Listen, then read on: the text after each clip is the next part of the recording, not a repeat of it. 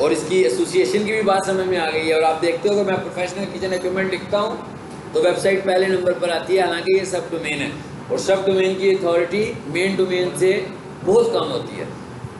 जब मैं इसका एसईओ चेक लगाऊंगा ना तो वो कहेगा कि भाई ये सब डोमेन में है, इसे मेन डोमेन पे लेकर जाओ। लेकिन जब मैं मेन डोमेन में जाकर परचेज करने की कोशिश करूंगा तो मुझे लगेगा कि भाई प्रोफेशनल किचन इक्विपमेंट तो अवेलेबल ही नहीं है, तो मैं क्या परचेज करूँ। ठीक है, इसलिए मैं उसको सब डोमेन में रखूंगा।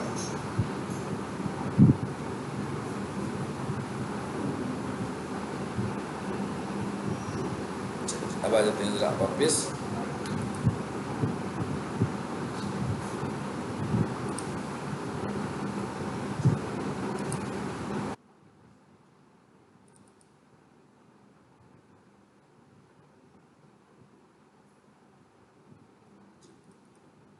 ये वाली भी मैं आपको शेयर कर दूंगा स्लाइड।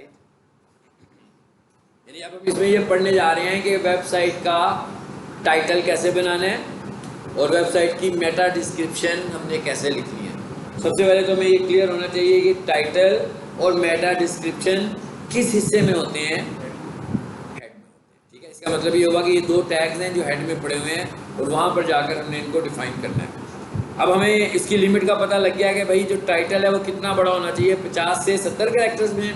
लेकिन हमें एक लिमिट इस स्लाइड में और पता लग रही है और वो क्या है, 580 पिक्सल्स। वो ये कह रहा है कि भाई इसकी एक लिमिट और है और वो लिमिट पिक्सल्स में है। पिक्सल्स में लिमिट का क्या मतलब है, देखें भाई गूगल करते हैं, गूगल के सर्च पर जाते हो। सर्च का क्या मतलब होता है, जो आपका गूगल का पेज होता है सर्च इंजन का, क्रोम जब खोलते हो जिस पे सर्च करते हो तो उस पेज को हम बोलते हैं सर्च, यानी सर्च इंजन रिजल्ट पेज। वहाँ पर जाकर हम कोई सर्च क्यूरी लिखते हैं। जब हम कोई सर्च क्यूरी लिखते हैं तो उसके अगेंस्ट रिजल्ट्स आते हैं और वो स्क्रीन पर एक स्पेसिफिक जगह लेते हैं। ये जो जगह है ना, इसके कुछ ग्राफिक्स ऑक्यूपाई कर रहा है वो, इसके लिए वो कह रहा है कि इस जगह को भी मैं पिक्सल में कैलकुलेट करता हूँ। कौन सी जगह, अब मैं यहाँ पर लिखता हूँ प्रोफेशनल किचन इक्विपमेंट। देखिएगा जरा रिजल्ट्स, ये जो स्पेस ली है इसने, यहाँ पर ये जो स्पेस ले रहा है ना, ये टाइटल लिखने में बेस्ट प्रोफेशनल किचन इक्विपमेंट, इसकी एक लेंथ है इन नंबर ऑफ कैरेक्टर्स और इसकी एक लेंथ है इन नंबर ऑफ पिक्सल्स। अब अगर मैं इसका कंपैरिजन आपको दूं तो जैसे माइक्रोसॉफ्ट वर्ड है, मैं कहता हूँ उसमें आप लिखो पीक कैपिटल लेटर्स में पहली लाइन में, और दूसरी लाइन में पीक लिखो स्मॉल लेटर्स में। क्या फ़र्क आपको नज़र आएगा, कोई फ़र्क लगेगा? दोनों वर्ड्स एक जैसे हैं, दिखने में कैसा कंपैरिजन होगा, एक बड़ा लगेगा और एक छोटा लगेगा। जबकि मैं फ़ॉन्ट साइज देखूंगा दोनों का एक जितना होगा, लेकिन उसके बावजूद एक की विड्थ और हाइट ज़्यादा होगी और एक की विड्थ और हाइट कम होगी। क्यों? ग्राफिक्स की वजह से। उसकी विड्थ और हाइट ज़्यादा है कैपिटल लेटर की, स्मॉल लेटर की विड्थ और हाइट कम है। सेम इसी तरह वो ये कहता है कि अगर आपके टाइटल में कैपिटल लेटर्स आ गए ज़्यादा, जैसे एब्रीविएशंस होते हैं, तो इसका मतलब क्या हुआ कि उसके पिक्सल्स ज़्यादा जल्दी कंप्लीट हो जाएंगे। ठीक है, तो कहता है भाई आपने क्या करना है, अपनी टाइटल को किस में चेक करना है, पिक्सल्स में भी चेक करना है। मतलब इन कैरेक्टर्स तो चेक कर ही रहे हैं, लेकिन साथ में हमने उसे पिक्सल्स में भी चेक करना है। इधर है कैसे चेक करना है। अब कैरेक्टर्स को चेक करना तो बड़ा आसान है भाई, कि भाई कैरेक्टर्स को काउंट कर लो, या फिर कोई गूगल क्रोम की एक्सटेंशन लगाओ जो आपको कैरेक्टर्स काउंट करके दे दे, ये भी वो करके दे सकती है। पिक्सल्स कैसे कहते हैं, पिक्सल्स को चेक करने के लिए हमारे पास कुछ टूल्स हैं जिनकी मदद से हम कर सकते हैं। उनमें से एक टूल मैं आपको बता रहा हूँ। इस टूल का नाम बिटली तो नहीं हो सकता, सबको पता लग रहा है, ठीक है ना।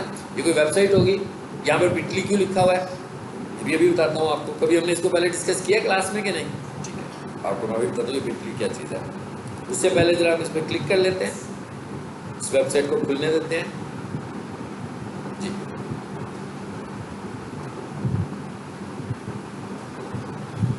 देखिए ना, वहाँ पर बिटली लिखा हुआ था, यहाँ पर तो कुछ और ही खुल गया है। वेबसाइट का नाम है टू द वेब। इसका मतलब क्या हुआ कि वहाँ पर मैंने URL ही कुछ और लिखा हुआ था और खुलने के बाद URL चेंज हो गया। अब आपको ये भी पता लग गया कि वहाँ पर यूआरएल बहुत छोटा था, यहाँ पर यूआरएल बहुत लंबा है। बेसिकली यही काम हमने किया हुआ था कि हमने लंबे यूआरएल्स को छोटा किया, नंबर 1। नंबर 2, जब आप एक ही यूआरएल को रिपीटेडली शेयर करते हो तो वो यूआरएल यहाँ तो लिंक के तौर पर काम करना ही छोड़ देता है नंबर ऑफ शेयर्स के ऊपर, ठीक है। सो इसका मतलब हमें क्या करना है, हमें कोई यूआरएल शॉर्टनर इस्तेमाल करना है। इस वक्त जो पॉपुलर यूआरएल शॉर्टनर है उसका नाम है बिटली, ठीक है। बिटली एक वेबसाइट है, एक प्लेटफॉर्म है जहां जाकर हम किसी भी यूआरएल को छोटा कर सकते हैं। कौन सा यूआरएल हो सकता है, चाहे वो फेसबुक पेज हो, चाहे वो ट्विटर का यूआरएल हो, चाहे वो वेबसाइट का यूआरएल हो, चाहे वो यूट्यूब की किसी वीडियो का यूआरएल, यानी कोई भी यूआरएल हो, इवन वो कोई मोबाइल ऐप का यूआरएल है, उसे खोलने के लिए यूज़ करें आप, तो आप उसे शॉर्ट कर सकते हो। कहाँ जाकर, बिटली पर। तो भाई पहले तो शॉर्ट करना पड़ लेते हैं, इसे बंद करें। या बीच में एक टॉपिक आया, आपको पता होना चाहिए। और यूआरएल शॉर्टनर जो है ना, वो हमारा मोस्ट इंपॉर्टेंट टॉपिक है, यूआरएल शॉर्टनर। क्या जी, बिटली, मैंने bitly.com लिखा,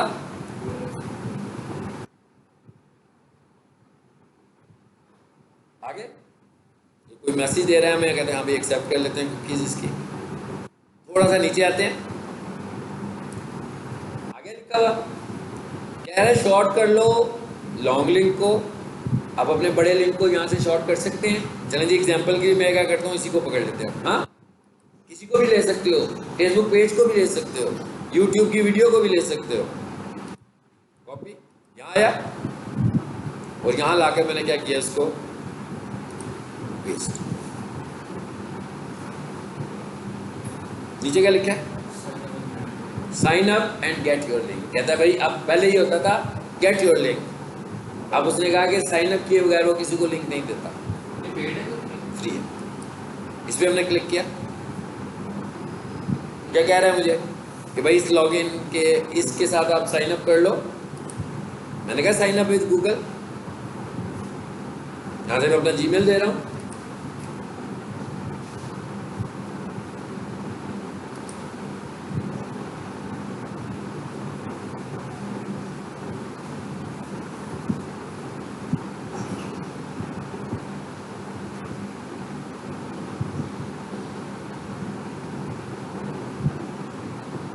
क्या हुआ, बना दिया उसने, साइन अप भी खुद ही कर लिया, साथ ही उसने मुझे दे दिया यूआरएल, शॉर्ट करके दे दिया। कह रहा भाई इसे कॉपी करो। मैंने कॉपी किया इसको जी, और यहाँ लाकर पेस्ट किया, छोटा है, एंटर किया, खुल गया दोबारा से। यूआरएल शॉर्टनर्स भी बहुत रिक्वायर्ड आइटम्स हैं एसईओ के लिए। यानी एसईओ के लिए एक फैक्टर ये भी है कि जब भी आप कभी यूआरएल शेयर करो, यूआरएल्स को शॉर्ट करके शेयर करो। इसके बहुत सारे फायदे हैं। एक तो ये फायदा है, जैसे मैंने अपनी फेसबुक की वीडियो लगाई है, उसमें अपने सोशल मीडिया के लिंक्स लगाए हैं, तो मैंने फेसबुक का लिंक लगाया, ट्विटर का लिंक लगाया, तो क्या सारे यूजर नेम नज़र आ रहे हैं उसमें। इस तरह हैकिंग अपॉर्चुनिटीज़ बढ़ जाती हैं, किसी के भी आपके यूआरएल को हैक करने का एक स्टेप पूरा हो गया उसका। लेकिन जब आप इस तरह यूआरएल लगाओगे तो इसका मतलब है हैकिंग एक्टिविटीज़ कम हो जाएंगी, ठीक है। और एसईओ भी यूआरएल शॉर्टनर को पसंद करता है, यानी एक फैक्टर हम पूरा करते हैं एसईओ का। सो यूआरएल शॉर्टनर्स को, जैसे मैं अपनी वेबसाइट के लिए ट्रैफिक ला रहा हूँ फेसबुक के थ्रू, तो मैं वहाँ पर एक पोस्ट लिखूँगा, एक डिज़ाइन बनाऊँगा, और जब मैंने अपनी वेबसाइट का लिंक लगाना होगा तो मैं यूआरएल शॉर्टनर के साथ लिख लूँगा। इसी तरह हमारे पास एक और यूआरएल शॉर्टनर है और उसका नाम है टाइनी यूआरएल। टाइनी यूआरएल का क्या फ़ायदा है, टाइनी यूआरएल का ये फ़ायदा है कि उसमें हम एलियस भी इस्तेमाल कर सकते हैं। एलियस, एलियस क्या होता है,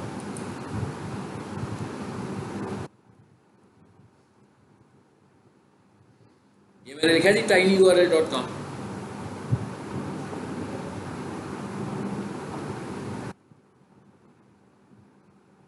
जो बहुत पुराना है जी। देखिए जरा इसमें क्या आ रहा है। एलियस का क्या मतलब है, एलियस को हम किस मीनिंग में ले रहे हैं, ऑप्टिमाइजर एलियस को हम मीनिंग में ले रहे हैं कीवर्ड की।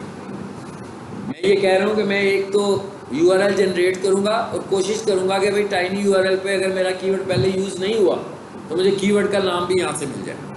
जैसे मैं यहाँ आया, यहाँ पर मैं आया और ये मैंने लिखा इस वेबसाइट को पकड़ा, मैं एक पोस्ट बना रहा हूँ उसमें मैंने इसे यूज़ करना है, तो यहाँ लाकर मैंने इसे किया पेस्ट। ठीक है, कहता है एंटर एलियस।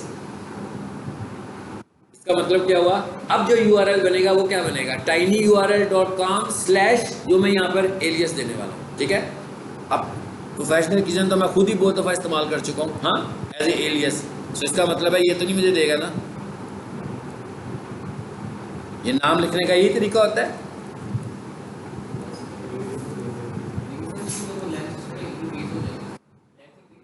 कोई बात नहीं, अब यहाँ पर मैं एसईओ की स्ट्रेटेजी यूज़ कर रहा हूँ। मैं एसईओ की और लेंथ इंक्रीज भी हो रही है, तो ये ओरिजिनल यूआरएल नहीं है। ठीक है, आगे मैं क्या लिखता हूँ, मुझे नहीं पता ये मिलेगा कि नहीं मिलेगा, जस्ट मैंने एक अंदाज़ा लगाया कि शायद ये नहीं मिल रहा ना, कोई बात नहीं। हालांकि मेरे स्पेलिंग भी इतने बुरे लिखे हैं, उसके बावजूद उसने हमें नहीं दिया। अच्छा, मैं देखे बगैर लिखी जा रहा था। PRO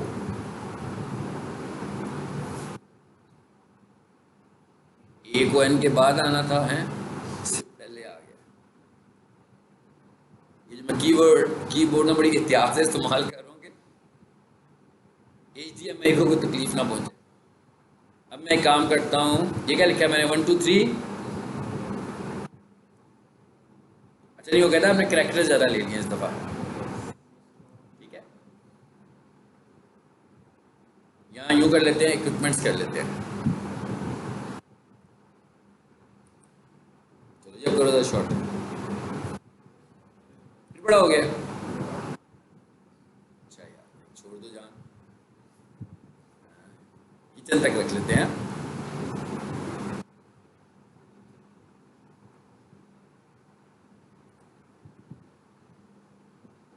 आ गया। अब ये प्रोफेशनल किचन्स भी मुझे एक कीवर्ड चाहिए था, ये भी मुझे एक कीवर्ड एक किस्म का मिल गया एलियस की शक्ल में। अब मैं इसे कॉपी करता हूँ, कॉपी हो गया, और यहाँ लाकर इसे पेस्ट कर। फिलहाल मैंने इसे यहाँ तो नहीं पेस्ट करना होगा, मैंने इसे अपनी फेसबुक की पोस्ट में लगाना होगा। ठीक है, तो अब ये देखिए कैसे लिखा हुआ है tinyurl.com, आगे सीधा सीधा प्रोफेशनल किचन।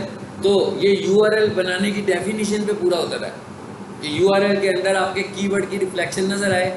ठीक है, अब वो वाला जो यूआरएल था वो कैसा था, वो एक न्यूमेरिक सिंबल फॉर्म में था, जबकि ये किस फॉर्म में आ रहा है, ये है टाइनी यूआरएल। ठीक है, ये टाइनी यूआरएल से आप इस तरह यूआरएल बनाएंगे, वही खुल गई आगे से प्रोफेशनल किचन की वेबसाइट। ठीक है, तो हमने एक टाइनी यूआरएल देखा और एक बिटली को देख लिया। चलिए अब आ जाते हैं वापस इसमें, असल में जहाँ हम आए थे वहाँ आ जाए। अब वो ये कह रहा है कि हाँ भाई किस वेबसाइट को टेस्ट करना चाहते हो, मैं तुम्हें बता देता हूँ कि इसका टाइटल और इसका मेटा अच्छा है कि नहीं अच्छा है, या उसमें क्या होने वाला है। चलिए जी हम उसी वेबसाइट को फिर यूज़ करते हैं, इसी को मैं यूज़ करता हूँ। मैं कहता हूँ भाई इसके मुतालिक मुझे दिखाओ इसका टाइटल। वेबसाइट एक्चुअल कौन सी है, totheweb.com। ठीक है, इसका यूआरएल मैंने आपको बिटली की शक्ल में दिया हुआ। इसको आई एम नॉट रोबोट भी कर लें और जनरेट करें। नीचे आकर देखें क्या है, आ गया। क्या कहता है, ग्रीन कलर में आ रहा है, इसका मतलब है परफेक्ट है। मैंने बताया ना 3 कलर्स होते हैं, ग्रीन, रेड और ऑरेंज। रेड का मतलब होता है कि आपका क्वालिटी स्कोर बहुत पुअर है, ऑरेंज का मतलब होता है कि पुअर से बेहतर है लेकिन अभी इसको मज़ीद इम्प्रूवमेंट की ज़रूरत है, और ग्रीन का मतलब होता है इट्स फाइन। ठीक है, आपने टारगेट अचीव किया हुआ है जो इसके लिए रिक्वायरमेंट थी। अब वो क्या कहता है भाई इसकी कितनी पिक्सल्स आ रहे हैं, 432, और हमने क्या लिखा हुआ है, बेस्ट प्रोफेशनल किचन इक्विपमेंट इन पाकिस्तान। अभी मैं इसको सिर्फ आपको दिखाने के लिए काम करता हूँ। इधर एक डैश लगाया, अगर आप मल्टीपल कीवर्ड्स का टाइटल लिखना चाहते हो तो डैश लगाएं या पाइप साइन लगाएं। ठीक है, आगे मैंने लिख दिया पिज्ज़ा। तो मैंने क्या कहा, एक मेरा ये भी कीवर्ड है, अभी भी लिमिट पे हम। उसके बाद फिर मैंने एक और हाइफन लगाया, ये हाइफन है कि अंडरस्कोर है, ये अंडर, इसकी बात नहीं कर रहे हम, हाइफन की बात कर रहे हैं। ठीक है। और यहाँ पर हम आए और यहाँ आकर हम लिख लेते हैं, बस के अब यानी इसका मतलब अब मैं मज़ीद नहीं लिख सकता। सो मैंने यहाँ से एक ऑप्टिमाइज़ किया और ऑफलाइन जो मैं अपनी वेबसाइट बना रहा था यहाँ से पकड़ा, कॉपी करके वहाँ ले गए, पेस्ट कर दिया, टेस्ट भी हो गया, कैरेक्टर्स की लिमिट भी टेस्ट हो चुकी हुई है और साथ में पिक्सेल्स की लिमिट भी चेक हो चुकी है। तो अभी मैं पिज़्ज़ा ओवन्स भी लगाना चाहूँ तो इसके साथ लगा सकता हूँ। अच्छा, उसके बाद अगला क्या है मेरे पास, मैं रीराइट भी कर सकता हूँ और यहाँ से कॉपी करके ऑफलाइन में जाकर पेस्ट कर दूँ और उसके बाद उसको अपलोड कर दूँ, इट्स फाइन। अब ये क्या कहता है, मेटा डिस्क्रिप्शन कितनी होनी चाहिए, ज़रा ये भी चेक कर लें। यहाँ पर भी ज़रा लिखें, ये भी करीब ही है। यहाँ भी मैंने लिखा पिज़्ज़ा ओवन्स। अच्छा, अब ये जो डिस्क्रिप्शन आप देख रहे हैं यहाँ पर ना मैंने हाइफन लगाया ना पाइप साइन लगाया, इसलिए कि ये आपने कॉन्टेक्चुअल फॉर्म में लिखना है। ये ऐसे लिखना है जैसे आप कोई पैराग्राफ लिख रहे हो, जैसे आप कोई सेंटेंसेस लिख रहे हो। टाइटल और मेटा लिखने में ये फ़र्क है। टाइटल को अगर आपने लार्ज करना होगा, ठीक है, तो उसको लार्ज कैसे करें, ना तो कॉमे से करना है, फुल स्टॉप लगा लें, लेकिन कॉमा नहीं लगाना, बेशक फुल स्टॉप भी ना लगाएं, डैश लगाएं या फिर पाइप साइन लगाएं। लेकिन जब आप मेटा डिस्क्रिप्शन लिख रहे होगे तो क्या करोगे, तो आपने फुल स्टॉप लगा के फिर अगला लिख लेना है। अब मैंने लिखा पिज़्ज़ा ओवन्स एंड ये भी हमें लिमिट बताएगा, मैं वहां लेकर जाना चाह रहा हूँ सिर्फ आपको। क्या लिमिट है इसकी, 920 पिक्सल्स। पिक्सल्स में इसकी लिमिट है 920 पिक्सल्स और कैरेक्टर्स में इसकी लिमिट है 170 कैरेक्टर्स। ठीक है, तो यहाँ से मैं इसे क्रॉस चेक कर रहा हूँ और ऑप्टिमाइज कर रहा हूँ टाइटल को भी।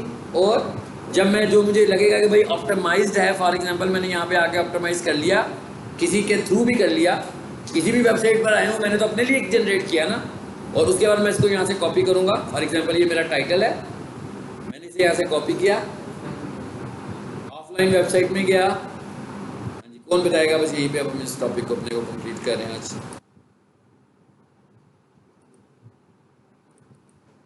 फॉर एग्जांपल ये मेरी वेबसाइट है,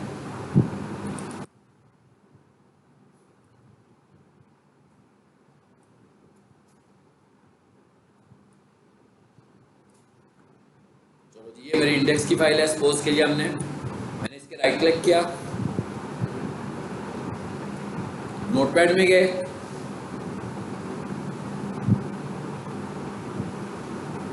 ये टाइटल आ रहा है, यहाँ पे टाइटल पेस्ट कर दूंगा।